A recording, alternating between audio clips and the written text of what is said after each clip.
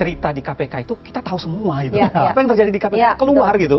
Bagaimana misalnya kasus, ya saya sebut aja misalnya gratifikasi Kaisang misalnya. Bisa bilang nilai. Oke. Nilai-nilai awal masih Oke. dipegang gitu. Hmm. Plus yang kedua, lalu dibikinkan kompetitor kan. Ada penyidik-penyidik Jadi independen. independen. Oke. Jadi ada kompetitor, Ya. mereka berani berkompetisi. Ya. Ketika itu hilang lagi kembali kemudian, nilai juga hilang. Menurut saya back to Oke. square one. Oke. Harus dibalik. Oke. Apa buktinya bahwa penyidik itu tidak independen? Gitu loh. Mudah sekali Mas sebenarnya. Bismillah, assalamualaikum guys. Berjumpa lagi di channel Jurnal Terupdate. Kali ini pemberantasan korupsi patut kita soroti guys. Pasalnya indeks persepsi korupsi memang mengalami stagnansi selama 10 tahun di era Pak Jokowi.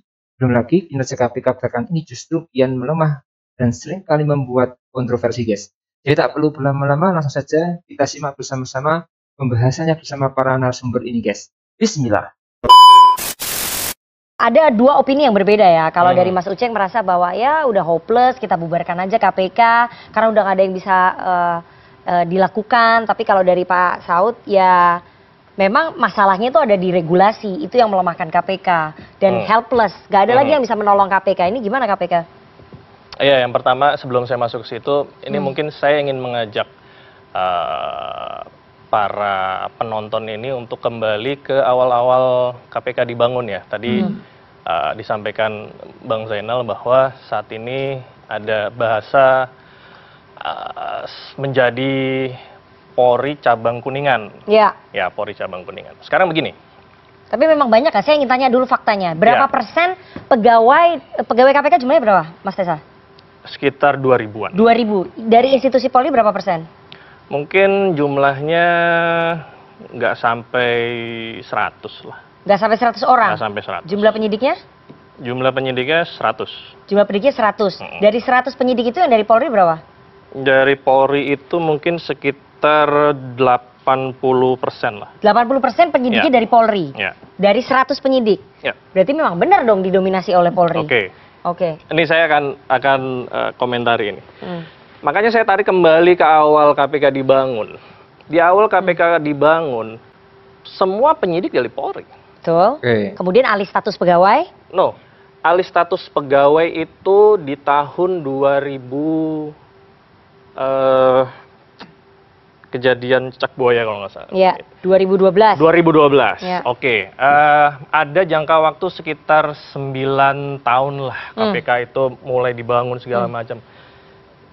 Yang melakukan penyidikan itu Polri semua. Oke. Termasuk salah satunya yang terkenal saat ini, teman-teman yang sudah disiram air keras, Bang Novel Baswedan, itu asalnya Dari Polri, betul. Polri. Betul. Gitu loh. Jadi, Pak Ambarita Damanik iya, jadi juga semuanya kalau banyak menurut dari saya Polri. sungguh tidak adil kalau dikatakan KPK sekarang ini Polri cabang Kuningan. Tapi saya ingin tanya, status mereka-mereka ini adalah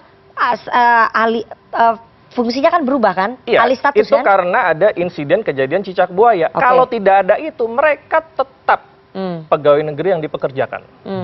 Ya, jadi ini Saya boleh kasih ini catatan. Oke. Boleh kasih catatan ini. Satu, kenapa dulu penyidik semuanya Polri? Karena memang undang-undang mengatakan itu. Jadi semua terpaksa pertama-pertama. Lalu Karena baru dibangun dilakukan pertama. terobosan waktu itu. Saya ingat betul 2000 Indonesia memanggil Indonesia memanggil satu. Iya, 2000. itu dilakukan terobosan karena saya ikut risetnya bersama dengan teman-teman beberapa profesor itu kita bikin risetnya untuk mengatakan ayo KPK ambil penyidik independen. Akhirnya masuk tuh penyidik independen. Nah, sebagian besar kemudian menguat membesar dan akhirnya terakhir sebagian besar dipecat gitu. Kemarin dipulangkan kan yang kasus itu. Nah, itu yang kita bayangkan. Jadi bahkan kalau mau dikatakan puncaknya ya, KPK itu mengalami di awal itu kan sama terseok-seoknya, kritiknya juga sama. Tapi kan dibangun dengan ya 1-2, kalau ada yang melakukan terobosan, ada orang novel ya taruhlah itu anomali sebenarnya dalam tanda kutip. Saya tidak mengatakan semua polisi buruk ya, tentu saja tidak. Tapi yang saya tekankan adalah ketika kita mau melakukan terobosan ya, berharap ada hasil baru, tapi kita pakai barang lama, gimana cara logikanya? Lebih baik nggak usah pakai barang lama aja, kan sama kan? Kalau kita mau pakai sesuatu yang baru, harusnya ada konstruksi. Mas Uceng, apa bedanya penyidik Polri yang dulu masuk ke KPK awal sama yang sekarang masuk di KPK? Apa bedanya? Nah, saya kira nyaris tidak ada bedanya. Oke. Cuma kan ada prinsip-prinsip awal dibangun, ya, dan itu dibangun cukup kuat ya, saya kira prinsip. Ada maksudnya ada jiwa korsa. Itu yang saya bilang nilai. Nilai-nilai awal masih dipegang gitu. Hmm. Plus yang kedua, lalu dibikinkan kompetitor kan. Ada penyidik-penyidik independen. Jadi ada kompetitor, mereka berani berkompetisi. Ketika itu hilang lagi kembali kemudian, nilai juga hilang. Menurut saya back to square one. Saya dapat poinnya bahwa jiwa korsanya terhadap institusi lama itulah yang kemudian akan mempengaruhi judgement ataupun penilaian para penyidik yang dari Polri ini di KPK, Pak Tessa. Ya, saya itu pikir, yang dibilang sama Mas Uceng. Ya, saya pikir itu kembali lagi bahwa dulu seluruhnya adalah penyidik dari Polri. Sekarang malah justru KPK saat ini sedang mendidik penyidik-penyidik yang dari internal, dari sumber penyelidik, ini sementara berproses. Jadi apa yang disampaikan Bang Zainal itu sesuai dengan undang-undang, sumbernya ada dari Polri, ada yang dari internal juga. Karena begini, karena yang pertama undang-undang ya membolehkan itu. Yang kedua, untuk transfer knowledge, transfer ilmu, transfer mentalitas untuk menjadi seorang penyidik itu tidak mudah. Saya merupakan salah satu yang bergabung di KPK sebelumnya dari kepolisian.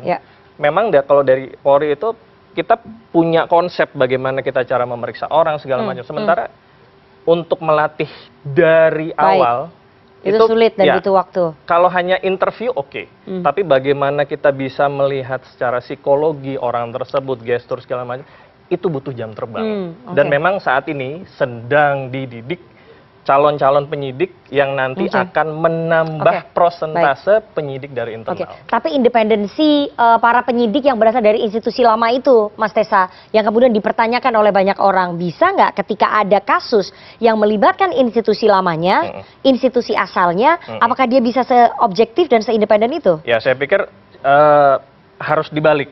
Apa buktinya bahwa penyidik itu tidak independen? Mudah sekali Mas sebenarnya. Nah, ini guys. Ketika mereka masuk jadi penyidik di situ, tetapi dia punya karir itu tetap di kepolisian. Naik pangkatnya, demosi, promosinya itu tergantung di kepolisian. Gimana? Dia mau menciptakan kita kembali ke awal lagi bahwa ini masalahnya direvisi undang-undang KPK nih, di undang-undang KPK-nya. Jadi revisi undang-undang KPK itu merubah value sistem di KPK.